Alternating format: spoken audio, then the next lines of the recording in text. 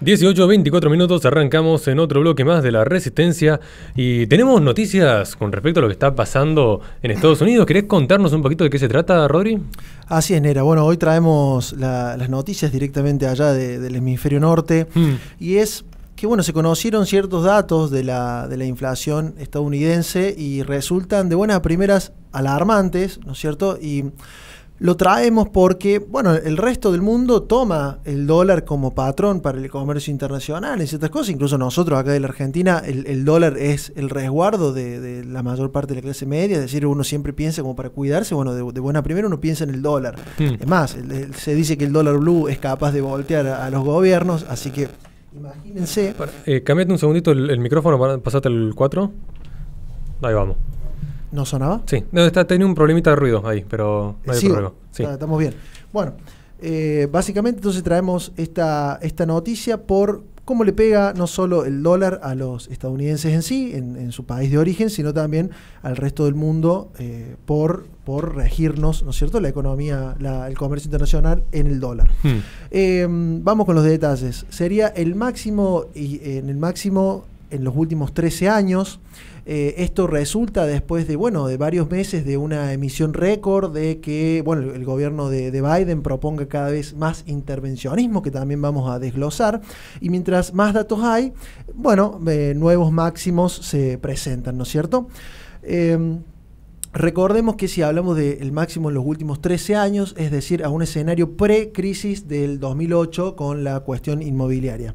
El índice del precio al consumidor, que es una métrica que podríamos decir imperfecta, pero no obstante es un parámetro que podemos tomar, muestra que de mayo a junio subió 0,9% el índice de precios, lo cual si casi un 1% en 12 meses, si fuese así, si seguiría así, es alarmante, pues ya pasa a 2 dígitos, que es lo que los economistas por lo general temen y empiezan a describir ya como una espiral inflacionaria.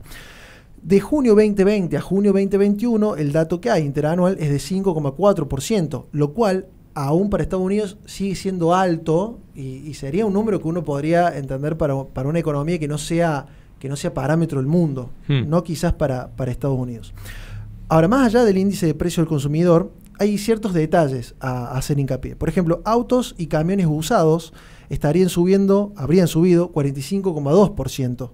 Y la energía casi un 25%, un 24,5%. Ahora, son números que para el común de la gente, los autos y camiones alarman, y sobre todo la energía, no solo para la cuenta de luz, sino para las industrias, ¿no es cierto?, lo que es la competitividad de tener las máquinas funcionando.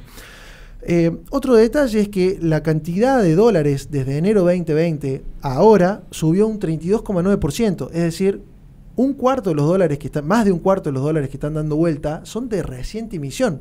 Eso es alarmante. Es un buen monto, ¿no? Claro, y ahí estamos hablando de lo que los economistas llaman emisión primaria, que es después que sale de la impresión. Después están cómo se sigue potenciando con las sucesivas deudas que se van contrayendo a medida que los actores van prestando el dinero. Y por ahí lo que asusta sobre todo es para la gente que tiene, las jubilaciones, el dinero que guardan para las universidades, que es otro punto que en Estados Unidos fue creciendo el costo universitario por la gran masa administrativa que vive de eso. Los republicanos ya le habían advertido a Biden cuando mostraba esta manera de emitir o el plan que tenía para el presupuesto, que es de 6 billones de dólares, el presupuesto que tiene Biden, que propone, le habían advertido sobre la espiral inflacionaria y cómo puede perjudicar al pueblo estadounidense. Y ahí es donde hay que analizar las dos tendencias que hay. Siempre hay un ala, que es la demócrata en Estados Unidos, de más intervencionismo, de que el Estado es el protagonista, es el que, por así decirlo, bendice a sus ciudadanos con su presencia y sus ideas. Y por ahí el ala más republicana, que es más prudente, más de cuidar en sí cómo se va interviniendo. Y vamos a detallar a dónde va el presupuesto que sigue la línea de emitir, de tomar deuda, el presupuesto de Biden.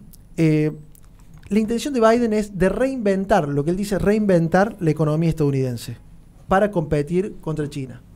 Es una visión que las palabras suenan lindas porque uno dice, bueno, sí, Estados Unidos perdió gran terreno contra China. Como acá Alberto Fernández cuando decía que había que encender la economía que había pagado Macri, ¿no? Sí, la incendió. La incendió en vez de encenderla. La incendió.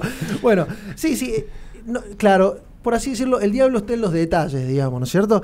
Y lo que para Trump era así, de devolverle a Estados Unidos el lugar más protagónico, Biden, bueno, sí, reformula un poco las palabras y cuando uno entra en los detalles ve que no es para nada un camino que lo vuelva a volver competitivo, si es que, por ejemplo, como se está dando, la inflación crece, o, por ejemplo, de este presupuesto, 2,3 billones, o sea, de los 6 billones que propone, 2,3 son para lo que ellos llaman infraestructura. Entonces uno dice, bueno, 2,3 billones para infraestructura suena interesante. Ahora, ¿qué comprenden dentro de infraestructura? Bueno, tienen la lucha contra el cambio climático, tienen el cambiar la matriz energética, más energías verdes, y tienen incluso dentro de infraestructura planes sociales. Es llamativo que dentro de infraestructura esté planes sociales.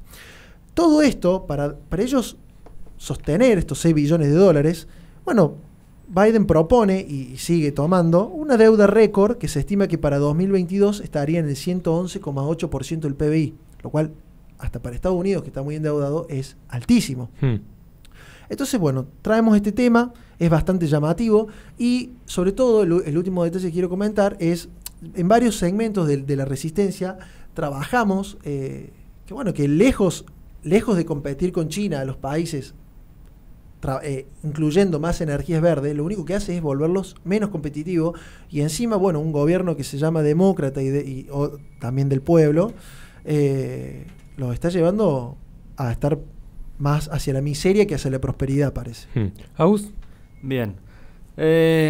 Tal cual como dijiste bien, Rodrigo, la inflación de Estados Unidos era algo que no se esperaba, digamos, que creciera a este ritmo.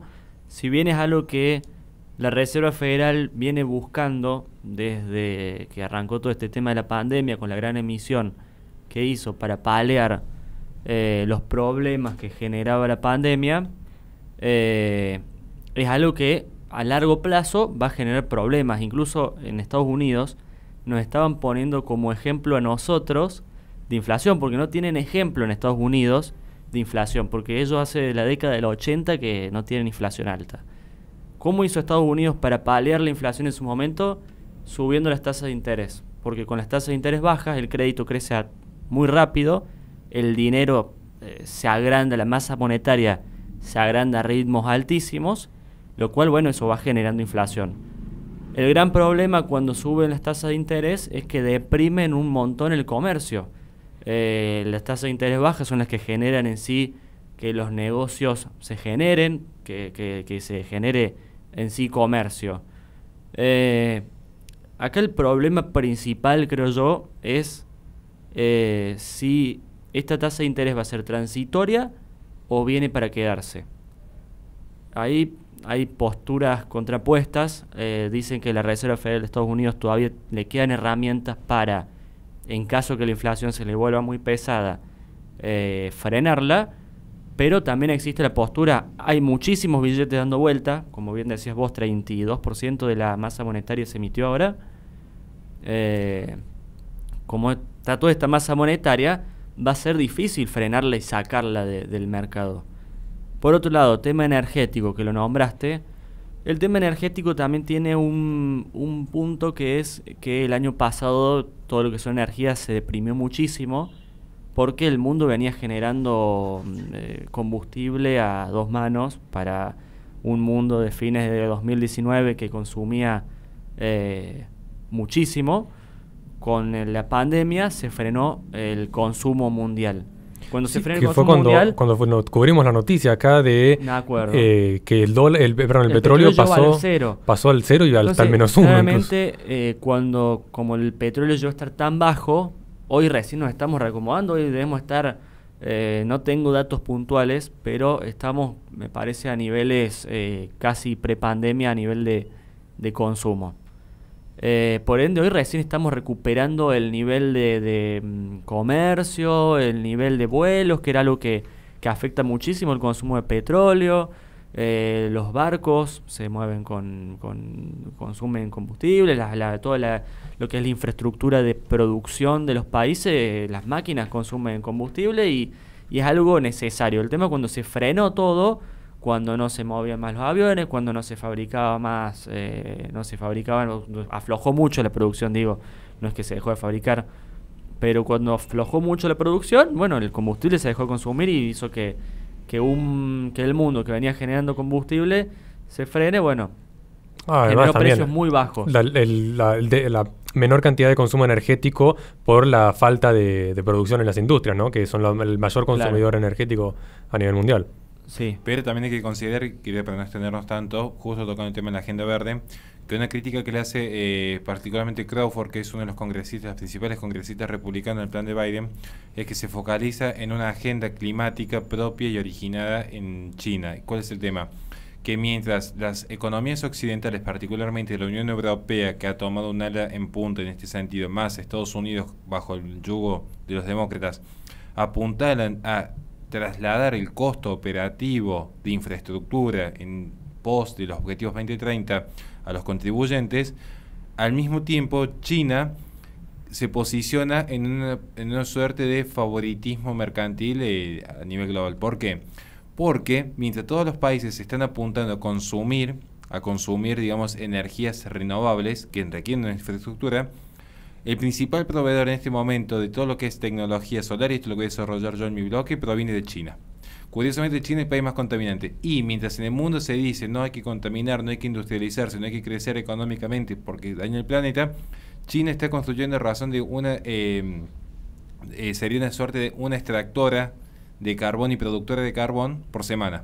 Es decir, China está avanzando en el uso de carbón y de gas, triplicando el consumo y la producción a nivel global, solo en China.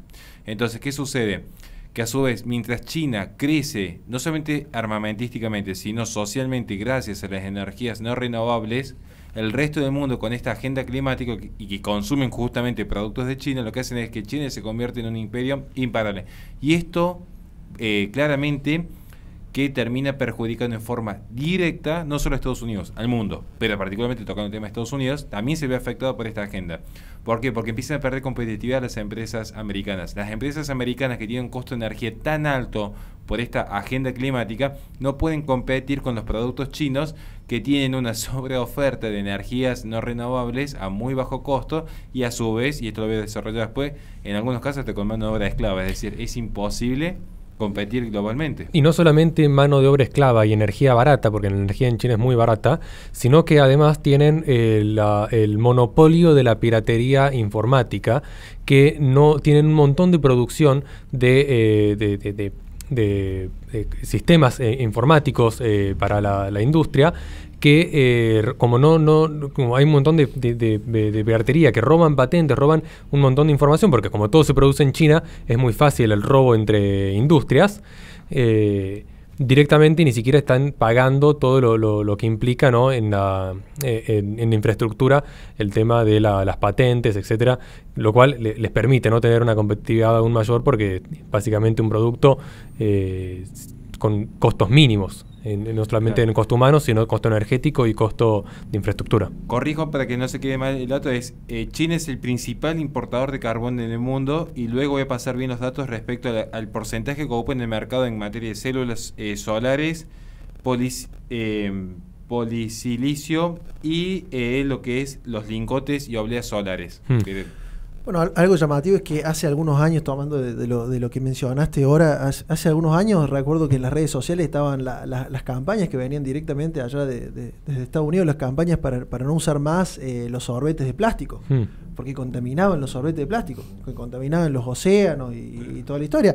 Más allá de que pueda ser válido el pensar, decir, bueno, ¿cómo podemos mejorar en este sentido? Si sorbete de plástico, sorbetes derivados de carbón, de papel. Pero la campaña ahora debería ser a ver cómo frenan la contaminación de China, en vez de fijarse a ver si los sorbetes de plástico eran tan terribles como... Sí, el tema es que la contaminación de China no la ves. Los sorbetes de plástico lo ves cada vez que consumís una bebida. Entonces, no, si vos hablas de la contaminación de China, no te sentís el salvador del mundo porque no estás usando un sorbete. En cambio, el sorbete vos decís, ah, mirá, qué buena persona que soy, que estoy tomando una bebida como en un vaso y no estoy utilizando un sorbete. Miren qué bueno que soy, apláudanme. Es un tema simplemente de marketing psicológico. Pero de hecho sí se sabe, creo que ya no hemos tenido mucho, pero a Biden justamente en esta semana se le pregunta, la semana anterior, perdón, se le pregunta respecto a si acaso, y esto fue una pregunta directa de este congresista, si desarrollando todos los objetivos que plantea en materia climática, tanto la Unión Europea como la ONU, como el Partido Demócrata, como se plantea incluso hasta cierto meta capitalista con esta histeria climática, si desarrollando esto se sacrifica claramente la economía de una nación, si eso iba a permitir salvar el mundo, porque lo que se plantea es para que se entienda, le están diciendo a Biden, eliminamos y sacrificamos, aniquilamos por completo la economía de Estados Unidos, se sacrifica un pueblo entero. Ahora, el sacrificio de los estadounidenses va a justificarse en salvar el planeta. Efectivamente se va a salvar el planeta de la contaminación. ¿Saben cuál fue la respuesta de Biden? Lo importante es que se cumplan los objetivos, el resto no importa. Básicamente le están diciendo, sí, no importa si se salva o no el planeta, lo importante es que ustedes obedezcan. Porque claro que no van a salvar el planeta, porque es evidente que acá el principal beneficio es el régimen comunista chino. Es el principal beneficiado. Y eso que se está viendo en Estados Unidos, que viene hasta Edo Rodrigo, es lo que se va a ver incluso en lo que son las agendas, no solo de Argentina, que ya está en el 90º mundo, que es prácticamente estamos compitiendo con el Congo de Haití, sino las reformas constitucionales de Chile, las que eventualmente se vendrán en Perú y que se vendrán en Colombia, que todas se dan siempre de cara al ecologismo. Todas las reformas. ¿Por qué? Pues necesitan salvaguardar el presupuesto legal en materia de infraestructura verde para favorecer a ciertos regímenes. Y esto es curioso, porque acá mientras los argentinos están los pequeños progresistas, las milipias ahí en Nueva Córdoba, con su caniche molestando que, ay, cuidemos el planetita, acá salgo con la bolsita de plástico para juntarle la cosita de mi perrito. Los grandes potencias del mundo, particularmente China, Rusia e India, han triplicado el presupuesto para el desarrollo de energía fósil y energía a base de carbón, porque saben que eso es lo que le va a permitir ganar la carrera comercial e incluso militar de cara al futuro. Y el resto de los países pelotudeando a jugar a ser el Capitán Planeta con el monito y los anillitos ahí, que es una estupidez que solo sirve para gente totalmente ignorante que desconocen el trasfondo de estas agendas, porque hay gente que al día de hoy sigue creyendo que por no ser el sorbete vamos a evitar los cambios climáticos y que la sobrepoblación existe. Bien, ¿le parece, chicos, si cerramos ya el bloque? Le recordamos a la gente que este programa se transmite todos los lunes de 18 a 21 por Play FM en Córdoba, Carlos Paz, Tucumán y San Fernando del Valle de Catamarca. Posteriormente se suben los videos al canal de YouTube de La Resistencia, youtube.com/La Resistencia Radio, donde en la descripción de los videos tienen nuestras redes sociales para que se comuniquen con nosotros en caso de que quieran colaborar con este espacio. Vamos a un corte y enseguida volvemos con más Resistencia.